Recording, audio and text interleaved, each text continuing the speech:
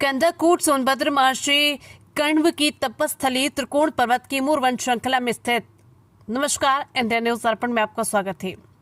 उत्तर प्रदेश का जिला सोनभद्र जो पर्यटक स्थल के लिए जाना जाता है, शकुंतला और दुष्यंत की कहानी महाभारत और कालिदास के नाटक अभिज्ञान शकुंतलम में वर्णित है, जहाँ शिकार करते हुए हस्तिनापुर के राजा दुष्यंत महर्षि कर्ण के आश्रम में शकुंतला को देखते हैं और उन पर मोहित हो जाते हैं। दोनों गंधर्व विवाह करते हैं और दुष्यंत शकुंतला को एक अंगूठी देकर अपने राज्य लौट जाते हैं। ऋषि दुर्वासा के एक श्राप के कारण दुष्यंत शकुंतला को भूल जाते हैं, लेकिन जब मछुआरों को अंगूठी मिलती है तो उन्हें सब याद आ जाता है। दुष्यंत शकुंतला और उनके पुत्र भरत को स्वीकार करते हैं, जो आगे चलकर एक महान सम्राट बने। दर्शकों को अपने चैनल के माध्यम से आज हम महर्षि कर्ण की तपोस्थली को दिखाने का प्रयास कर रहे हैं। मुख्यालय से लगभग 8 किलोमीटर की दूरी पर स्थित है ये तपस्थली। हम जानेंगे और देखेंगे कि पर्यटकों एवं श्रद्धालुओं के आने पर सरकार की तरफ से इस पर स्थान पर क्या सुविधाएं दी जाती है, क्या व्यवस्था की गई है। यहाँ पर स्थित बड़े बड़े चट्टानों और गुफाओं में अपने पूर्वज, जिनके द्वारा ऐसा माना जाता है कि लगभग 4000 से 5000 वर्ष पूर्व की बनाई गई भित्ति चित्र आज भी मौजूद है, जो आदिमानव की प्राचीन सभ्यता का जीवंत उदाहरण है। एक रिपोर्ट में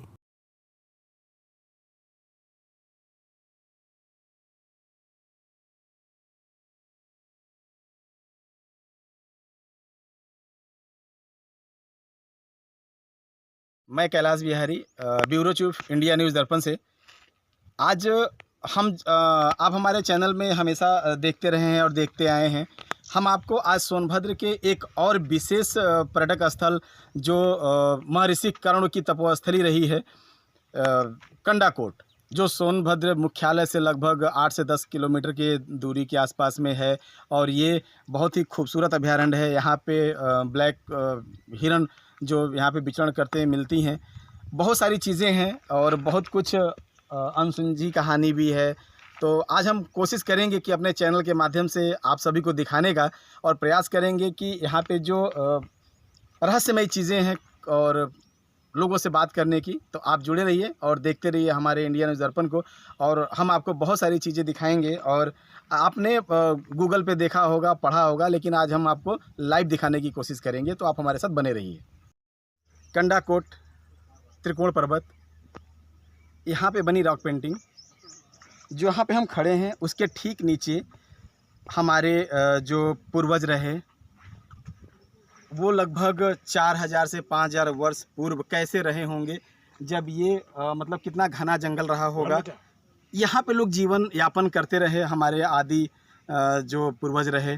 उनकी रॉक पेंटिंग जो हम आपको दिखाए और कोशिश किए, वो वही रॉक पेंटिंग है जो बनाई गई। और जैसा कि माना जाए, अगर अधिकारियों की बात करें तो वो यही लगभग, उनका जो आंकड़ा था वो लगभग 4000 से 5000 वर्ष पुराना ये रॉक पेंटिंग है, जिसको ये बनाया गया है। लेकिन सबसे बड़ी विडंबना ये है कि यहाँ पे सरकार, यहाँ के जो हैं पुजारी, उनका कहना है कि यहाँ पे कोई ध्यान नहीं देती है। जो पर्यटक आते हैं वो इसे छेड़छाड़ करते हैं। अगर ये इस तरह की चीज़ें रहेंगी तो रॉक पेंटिंग, जिसको हम देखते हैं, अभी हम आपको दिखाने की कोशिश किए, वो आने वाले समय में विलुप्त हो जाएगी। और फिर ये जो रोमांचकारी चीज़ें हैं वो आपको देखने को नहीं मिलेगी। तो सरकार से मेरी यही गुजारिश है, मेरे चैनल के माध्यम से, कि जो ये रॉक पेंटिंग, जो भित्ति चित्र इस सोनभद्र में मिली और जो है, इसको ज़रूर बचाने का प्रयास करना चाहिए।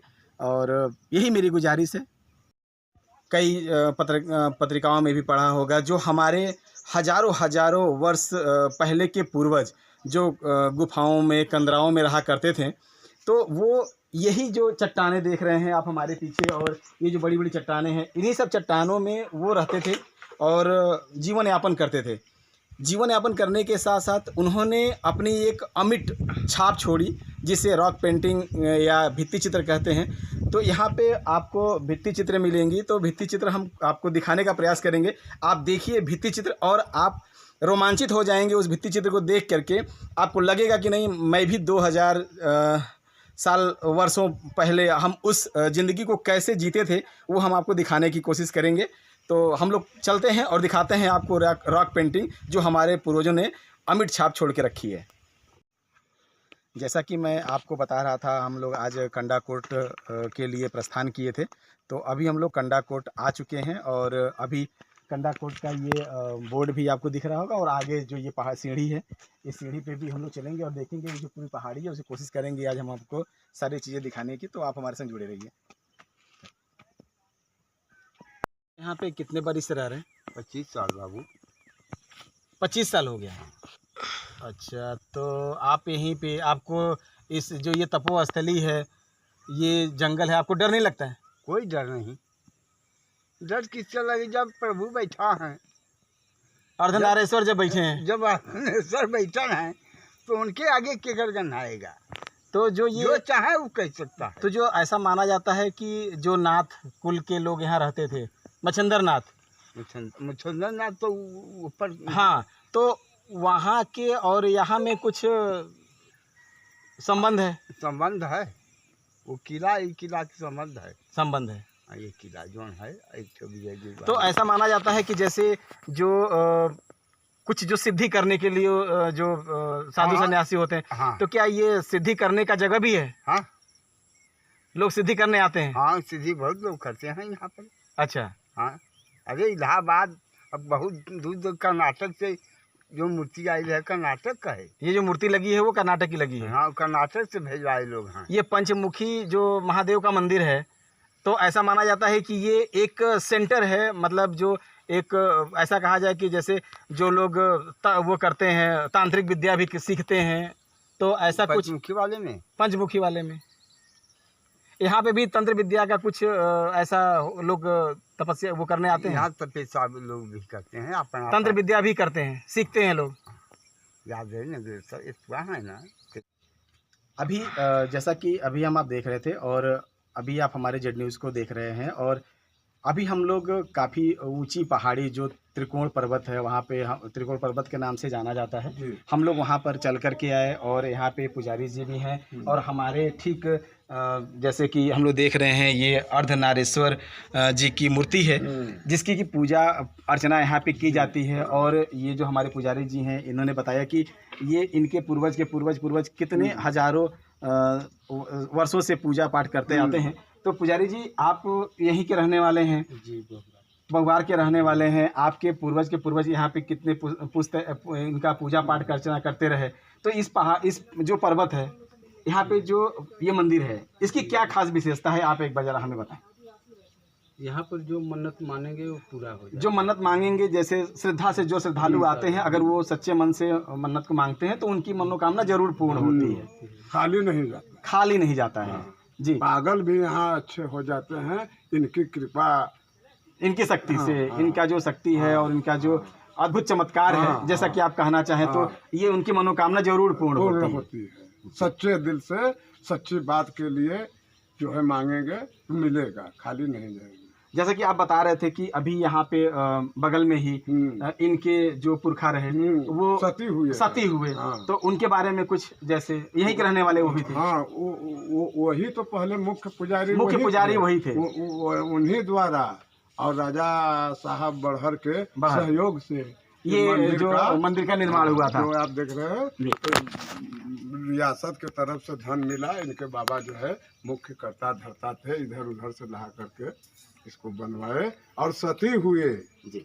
अभी देखिए, जैसा कि अभी हम लोग यहाँ पे हैं, अभी यहाँ पे अभी आप देखिए कि ये कंडाकोट धाम, अभी जैसे कि अभी हम लोग जिस समय आए हैं उस समय श्रद्धालु तो अभी नहीं दिख रहे हैं, लेकिन यहाँ पे लगभग ऐसा माना जाता है कि एक वर्ष में हजारों लाखों श्रद्धालु लगभग आते हैं और अपनी मनोकामना को या जो उनकी इच्छा होती है, उनकी जो भी चीज़ें होती हैं, वहाँ मन्नत मांगते हैं और बाबा के कथनानुसार उनकी मनोकामनाएं जरूर पूर्ण होती है। तो रात में हर कीर्तन हुआ, हर कीर्तन भी होता है, यज्ञ भी होता है, सत्ययज्ञ यज्ञ भी होता है, मतलब तरह तरह के सती हुए। और उनकी जो बूढ़ा थी गिरिजा माता को अखबार में पकड़कर वो भी यहीं पर जो है अंतर्ध्यान मान लीजिए मर गया जी। उसके बाद इनके बाबा सती हुए रखई महाराज।